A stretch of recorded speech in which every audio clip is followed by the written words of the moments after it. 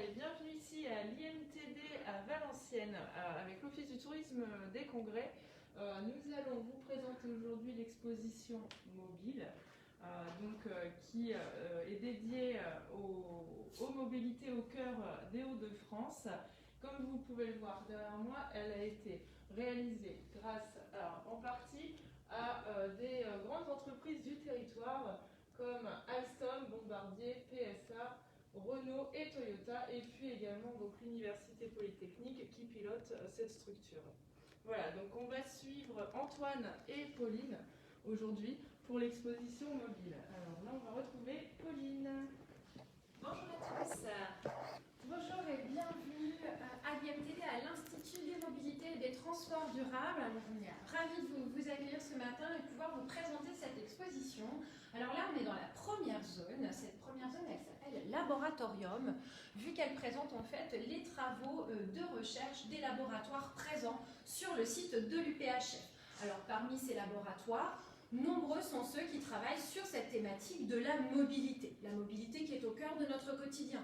Alors la mobilité, c'est comment je monte dans ma voiture et comment je monte dans mon train ou dans le bus, mais c'est aussi comment moi je me bouge en tant que personne. Donc tous ces sujets sont traités par divers laboratoires. Et il y a, il faut le dire, un sujet vraiment central qui est le sujet du véhicule autonome, qui nous préoccupe déjà depuis de nombreuses années. Et on a notamment deux laboratoires sur le campus qui travaillent sur ce sujet, c'est l'IEMN et le LAMI. Alors je peux vous montrer, si vous le souhaitez ici, et bien justement, une de nos multiples applications qu'on peut retrouver dans l'exposition, donc une exposition un petit peu interactive avec différents écrans qui vous orientent sur ces divers sujets. Donc là, ici, vous avez une présentation justement de ce que peuvent être les différents niveaux d'autonomie d'un véhicule. Alors on connaît tous peut-être plus ou moins déjà le régulateur de vitesse, le limiteur de vitesse. Ça, ce sont vraiment les premiers éléments qui nous permettent d'avoir une certaine autonomie de notre véhicule. Mais aujourd'hui, les laboratoires réfléchissent réellement sur une autonomie à 100%, c'est-à-dire vraiment un véhicule qui pourrait conduire seul et prendre en compte tout ce qui se passe autour de lui. Alors ça ouvre bien sûr plusieurs questions, notamment la question de qu'est-ce qu'un conducteur à ce moment-là. Donc c'est un petit peu ce type de questions auxquelles on répond dans ces laboratoires et ici dans notre exposition. Et vous avez là une présentation de tous les éléments qui permettent de rendre autonome un véhicule avec cette fameuse notamment intelligence artificielle qui nous permet de développer de nombreuses choses aujourd'hui et notamment l'autonomie de nos véhicules. Alors, l'espace dans lequel on se trouve ici est vraiment un peu la vitrine de l'IMTD ici, puisque cette zone du laboratorium ne sera pas démontée après l'exposition. C'est vraiment un espace pérenne qui a pour but d'accueillir nos visiteurs à n'importe quel moment de l'année pour leur présenter ce qu'on fait vraiment sur le campus de l'UPHF. Donc voilà pour cette introduction. Maintenant, je vous invite à me suivre et on va rentrer dans le vif du sujet de l'exposition dans l'espace qu'on appelle le forum, un espace de 400 mètres carrés dans lequel on va retrouver Antoine.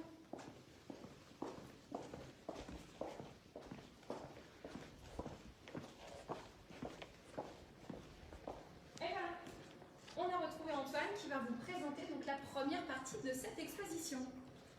Bonjour à vous et bienvenue donc dans le forum qui est consacré à cette exposition.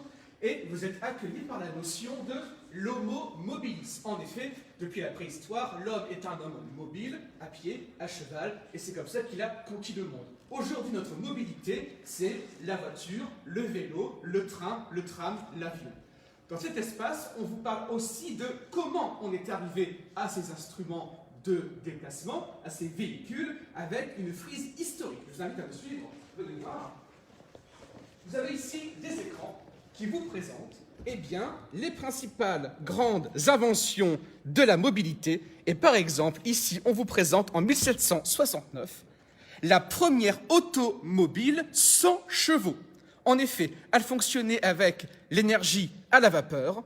Vous voyez, il y a une espèce de de volant, enfin de guidon, voilà. C'est vraiment le schéma du chariot. Et d'ailleurs, c'est aussi le premier accident de voiture. Regardez ici, on s'est pris le mur. Cette invention, eh bien, est toujours conservée aujourd'hui à Paris, au musée des Arts et Métiers. Voici l'engin en question.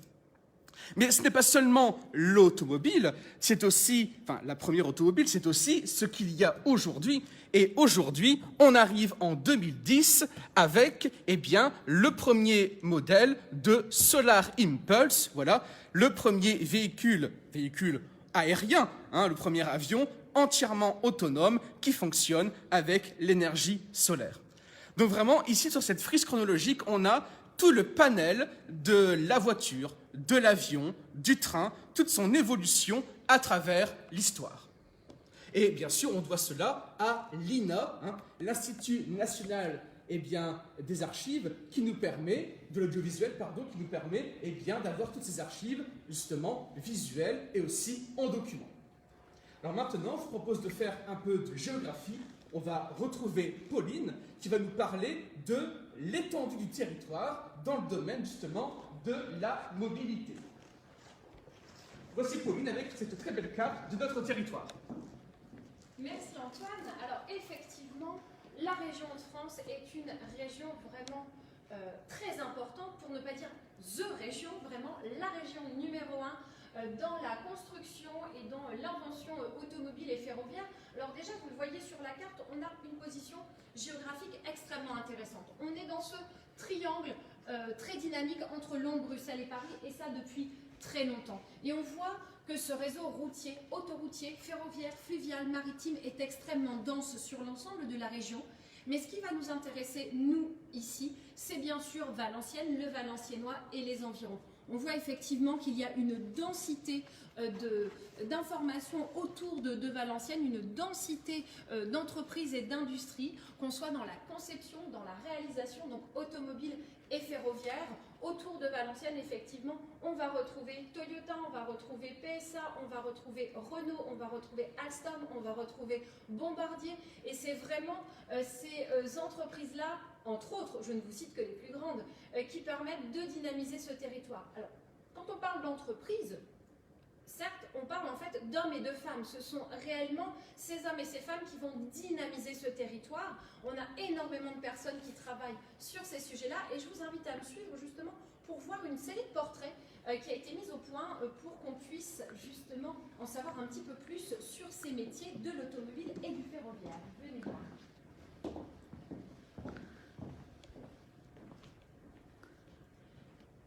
Alors sur ces bornes, là aussi interactives, vous avez une quinzaine de portraits qui vous montrent la pluralité des métiers. Parce que non, construire une voiture, c'est pas juste mettre un moteur dans une carrosserie.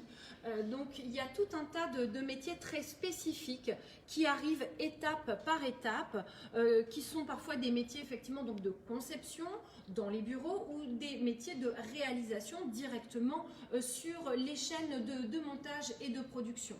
Et vous avez ici bien sûr des métiers qui correspondent à la filière automobile et à la filière ferroviaire, mais avant d'arriver à travailler dans ces domaines-là, il faut se former. Et là aussi, on est très fort sur le territoire puisqu'on a tout un tas de formations qui sont proposées en lien avec l'UPHF, mais pas seulement.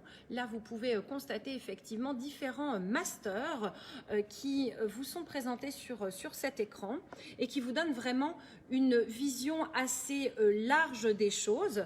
Voilà, forcément, hop, on est ici en live, donc on redynamise l'écran pour repartir sur cette frise où on trouve donc tout un tas de métiers très variés.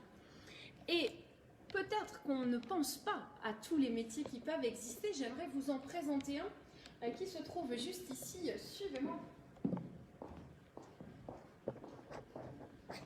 C'est le métier d'ergonome. Alors dit comme ça, vous pensez peut-être que c'est la personne qui réfléchit à trouver le meilleur fauteuil pour quelqu'un qui travaille dans un bureau. Ce n'est pas que ça, même si bien sûr c'est déjà très important. Ici vous avez une personne qui présente son métier. C'est un exemple de chez PSA, là, ici. Et il explique finalement en quoi consiste son métier. L'idée est vraiment de rendre les choses possibles pour améliorer le travail des employés dans ces structures, parce que parfois, c'est effectivement extrêmement complexe. Donc là, vous avez un exemple chez PSA, mais juste derrière moi, vous avez également une image, un exemple chez Renault, où vous voyez cette jeune femme portant un exosquelette qui lui permet en fait d'alléger son travail, puisqu'elle porte des charges très très lourdes. Et voilà ce que c'est finalement aussi ce travail d'ergonome dans la filière automobile ou ferroviaire. Ça sont des métiers qu'on n'imaginerait peut-être pas exister, mais qui sont effectivement très présents et extrêmement importants. Alors, on vous parle beaucoup, Antoine et moi, de filière automobile, de filière ferroviaire. Ça serait peut-être bien maintenant de rentrer un petit peu dans le vif du sujet. Est-ce que vous savez comment on fabrique une voiture? Est-ce que vous savez comment on fabrique un train? Alors, on ne va pas vous donner tous les secrets de fabrication, mais on peut déjà commencer à s'intéresser, à y regarder de plus près. Et pour ça, je vais redonner la parole à Antoine, qui se trouve dans la 3e zone de l'exposition et qui permet de mettre en parallèle les fabrications ferroviaires et automobiles. Merci Pauline, à tout à l'heure. Alors ici, nous avons un tableau qui vous explique quelques détails sur la fabrication d'une voiture ou d'une rame de tram. Par exemple, ici, eh bien, il nous faut 18 heures en tout pour réaliser une voiture du tout début à la fin de sa conception. Ou par exemple, dans le domaine du train, eh bien, sur 1 mètre de longueur pour une locomotive, vous avez 1 km de câble. Et une locomotive ou une rame de train mesure 200 mètres. Alors, comment est-ce qu'on fabrique cette mobilité du train? Eh bien, nous avons ici un écran qui va vous l'expliquer. En fait, étant donné la longueur du véhicule, eh bien, quand on fabrique une rame de tram ou de train, on est dans un atelier unique. Et ce sont les ouvriers, les techniciens, qui vont progressivement apporter leurs compétences pour la réalisation du véhicule. Soudure, dressage, peinture, câblage, garnissage, rame et test. Alors le câblage, parlons-en justement. On a ici eh bien, quelques photos qui vous montrent eh bien, les ouvriers de chez Alstom ici en train de travailler. Vous voyez un peu la complexité de ce que ça représente d'installer justement tout le système électrique dans une rame de tram. Et c'est vraiment quelque chose auquel on ne pense pas forcément quand on prend le train tous les jours. Là, vous avez vraiment la carcasse, la cathédrale, comme on l'appelle, avec tous les branchements électriques avant eh bien, de passer, bien sûr, au garnissage, tel que nous, on peut l'apprécier aujourd'hui. Alors, pour une voiture, la démarche est tout à fait différente, puisqu'il s'agit, pour le coup, d'une chaîne de montage. Donc, je vous invite à venir voir ici, sur l'écran. C'est-à-dire que, ici, c'est peut-être un peu plus connu, quand on fabrique une voiture, eh bien voilà, c'est par étapes. On commence avec l'emboutissage, où on va dérouler la tôle de ces grandes bobines vraiment impressionnantes. Et après, étape par étape, on va ici découper, on va ici eh bien, concevoir la voiture. Et en tôlerie, regardez ici, ces photos vraiment impressionnantes, parce que, bien sûr, eh bien, tout cela est mécanique. Et là, vous avez une vision où l'humain semble absent, alors que bien sûr, le côté humain reste très important. Mais là, vous avez ces grandes machines très impressionnantes qui sont en train, sur la chaîne de montage que vous voyez là, qui passe ici sur le rail, eh bien, de découper les portières, de les installer et de concevoir la carrosserie proprement dite de la voiture. Et donc, ici, grâce à nos partenaires, eh bien, Alstom, Bombardier, Renault, PSA, Toyota, on peut rentrer dans l'intimité vraiment de cette fabrication eh bien, de véhicules, de mobilité, grâce ici aux vidéos ou bien aux photos que l'on vous présente à l'instant.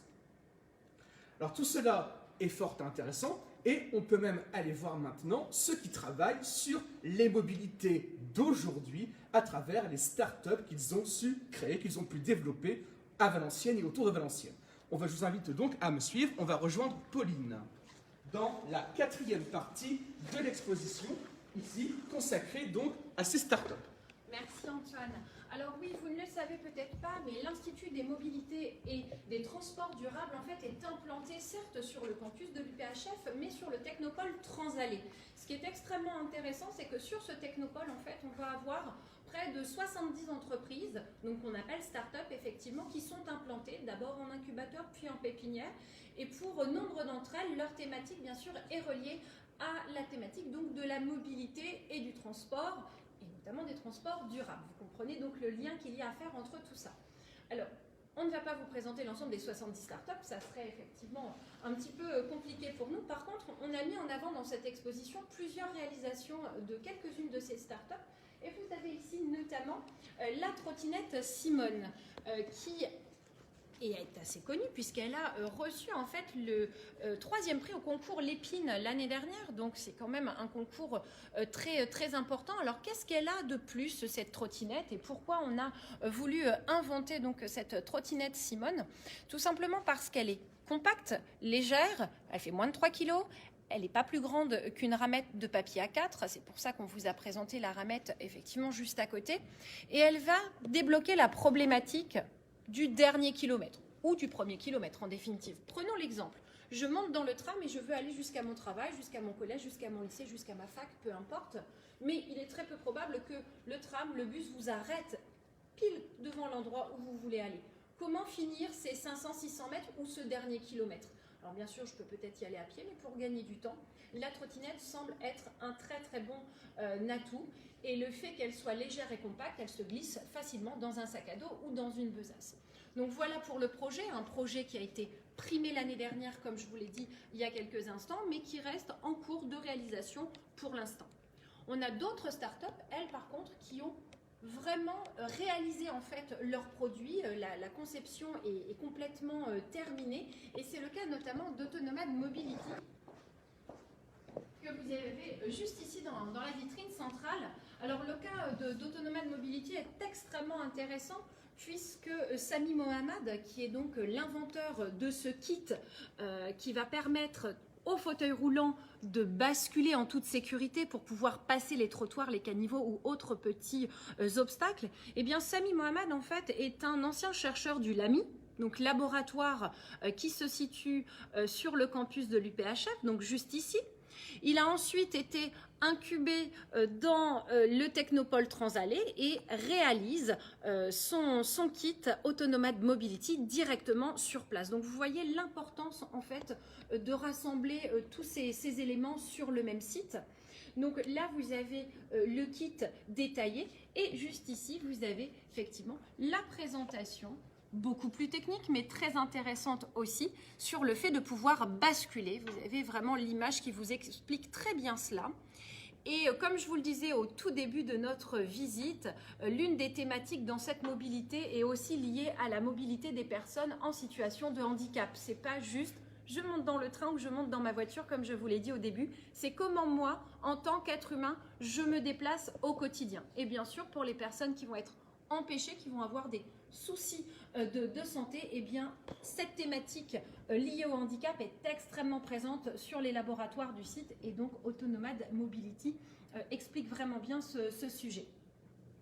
Alors, bien sûr, ce sont que quelques exemples, il y a encore une variété de startups et de produits sur le site, mais par contre, elles ont toutes, comme les grands groupes, des préoccupations environnementales, puisque aujourd'hui, dans notre façon de nous déplacer, dans notre façon d'utiliser aussi les transports au sens large, qu'ils soient privés ou communs, les transports publics, hein, je veux dire, eh bien, on a cette problématique de l'empreinte carbone. Est-ce que ma voiture pollue? Est-ce que c'est mieux de prendre le train? Est-ce que c'est mieux de prendre le tram? Et en fait, ces grands groupes et ces startups réfléchissent à ce sujet. Et vous avez ici un tableau qui vous explique assez bien ce sujet, avec notamment les trois grands groupes là ici automobiles que sont Toyota, PSA et Renault, qui ont chacun en fait leur objectif pour limiter leur empreinte carbone ou pour limiter leur emprise finalement de déchets tout au long de la chaîne de fabrication. Et ça, c'est vraiment des problématiques extrêmement importantes qui sont portées elles aussi par des hommes et des femmes. Et justement, Antoine va nous montrer que ces projets peuvent être portés par différentes personnes. Donc on retrouve Antoine juste ici. En effet, Pauline, merci. Finalement, aujourd'hui, ce n'est pas le tout de fabriquer une voiture qui pollue peu par son carburant, mais si elle pollue autant par la peinture qu'on utilise, par sa tôle ou par la batterie de voiture électrique, mais quel intérêt? Justement, l'engagement de ces grandes entreprises dont Pauline vous a parlé, c'est ce qu'on appelle aujourd'hui la transition écologique.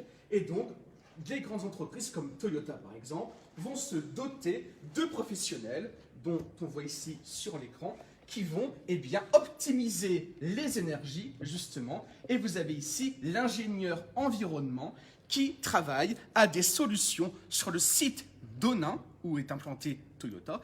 Et donc, comment faire en sorte de limiter la consommation carbone, comment faire en sorte d'avoir une sorte de production en interne des énergies pour dépendre un peu moins du territoire. Toujours dans un optique de développement durable et de transition écologique, justement. Comment recycler les déchets, comment limiter les émissions à effet de serre. Et Toyota, pour terminer, a pour objectif d'ici 2050 de réduire quasiment à zéro sa production de gaz carbonique, de CO2. Alors pour conclure cette visite, je vous invite à retrouver Pauline qui va vous donner le mot de la fin et vous parler un peu de ce qu'on propose au niveau de l'exposition. Merci Antoine. J'espère que ce parcours virtuel, certes, mais on prend l'habitude en ce moment, vous a plu. Mais vous vous doutez bien que si on vous présente ça, c'est qu'on a une petite idée derrière la tête. Et oui, je sors ma baguette magique pour vous dire que nous avons un kit itinérant. Alors non, bien sûr, on ne peut pas mettre tous ces panneaux, tous ces objets, tous ce 400 mètres carrés là ici dans une petite mallette, mais en revanche, on peut venir avec nombre d'applications que vous avez vues tout au long du parcours, et ce kit itinérant, il sera disponible à partir du mois de décembre. Alors vous, derrière votre écran, qui êtes professeur, enseignant, instituteur, gérant de centres sociaux, de maisons de quartier, d'associations ou autres, n'hésitez pas à revenir vers nous et on se fera un plaisir de prendre notre petite mallette sous le bras avec Antoine et de venir vous voir directement chez vous. Alors à très bientôt.